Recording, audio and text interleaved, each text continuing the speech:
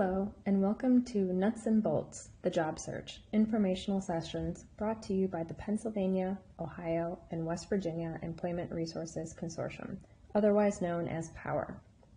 POWER consists of 11 law schools in our region dedicated to promoting best practices in law school career development and assisting in the career success of all of our students and alumni within their legal communities and within the profession as a whole.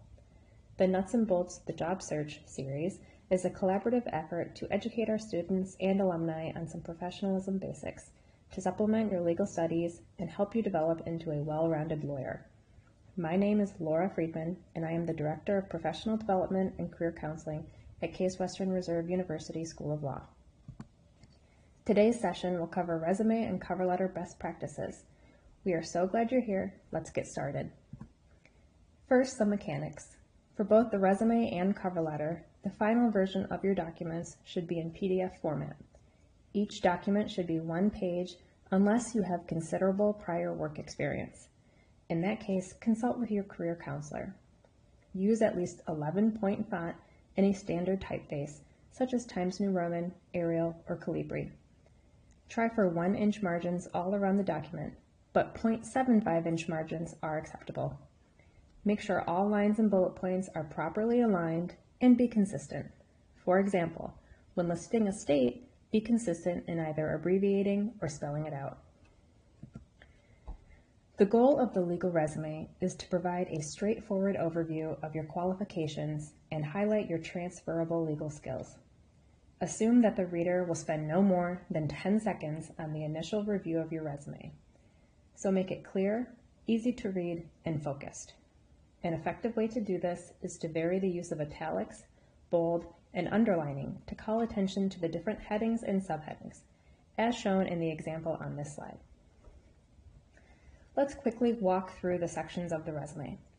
Put your name and contact information at the top. Law students should use their school email address.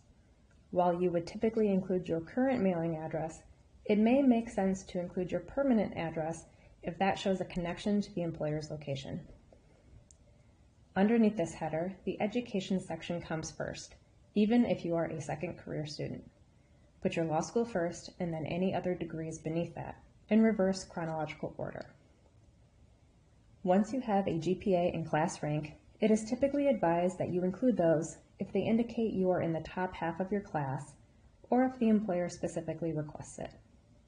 Discuss whether to include this information with your career counselor. You can also include other items, such as honors and activities. For the experience section, include all relevant work experience in reverse chronological order.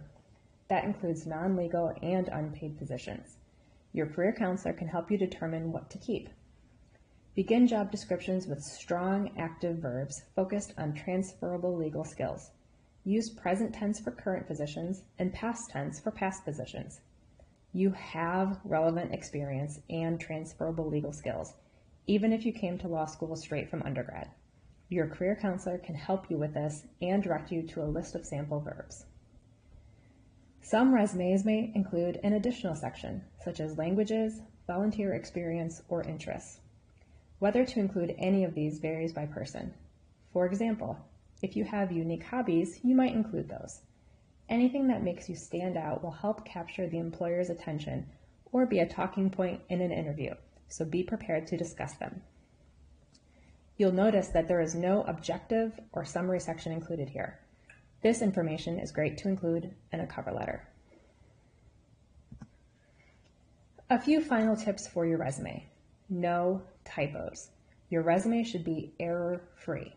Include strong descriptions for your work experience. You want a crisp, clean resume that is appealing to the eye. So be consistent with layout and text styles and avoid pictures, color, and other distractions. Also, be sure to use the right verb tense for your positions, present tense for current jobs and past tense for past jobs. Many people in your life may have an opinion on what your resume should look like. The information presented here is based on feedback from employers and recruiters and on national standards. Your career counselor is happy to review your resume and provide samples to help you get started. The cover letter is where you provide a narrative of your skills. While you will likely have a template cover letter at each stage of your job search, each one you submit must be tailored to the specific employer, so do your research. Look at the employer's website and review the job description to learn what the employer wants and values and what the job requires. You then address how and why you are a match for them. Generally, your cover letter should be 4 paragraphs. The first is the introduction. Here you will state who you are and what you're seeking. Are you writing in response to a job posting? Do you want an informational interview, etc.? If you are applying for a specific job, be sure to include the name of the position. If someone in your network or another contact directed you to the potential employer, mention that as well. In the second paragraph, answer the question, why them? Using your research of the employer, discuss why you want to work for them. Some points you might cover are their practice area, their attorneys, or their culture. You can also use this paragraph to express interest in the employer's city if you are not from there. In the third paragraph, answer the question, why you? How can your skills and background benefit the employer?